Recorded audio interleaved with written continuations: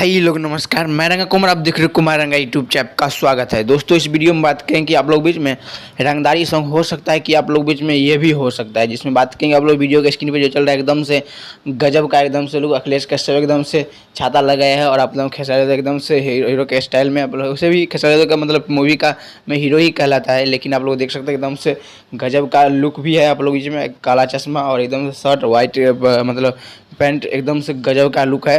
और बात की आप लोग ये इस बार जो सॉन्ग आएगा एक न एक सॉन्ग तो जरूर 100 मिलियन में जाएगा, क्योंकि मैं लिख के देता हूँ कि हर एक सॉन्ग आप लोग एक क्वालिटी का बना है, तो हो सकता है एक सॉन्ग तो जरूर 100 मिलियन में जाएगा। भरसी की चाहे 10 को नहीं जाएगा, लेकिन 100 मिलियन जरूर इस बार भी जाएगा। मतलब 2023 में तो गया है, लेकिन इस बार जब मतलब 2-3-4 महीना के बाद आप लोग एक सॉन्ग जरूर आ जाएगा, जिसमें श्वेता मैरानी के साथ 2 सॉन्ग शूटिंग हो गया है। आप लोग तस्वीर भी निकल के आया है, बहुत जल्द वो भी देखने को मिलेगा। बुल्लू बीच से हो सकता है। मैं मिलूंगा नेक्स्ट वीडियो में।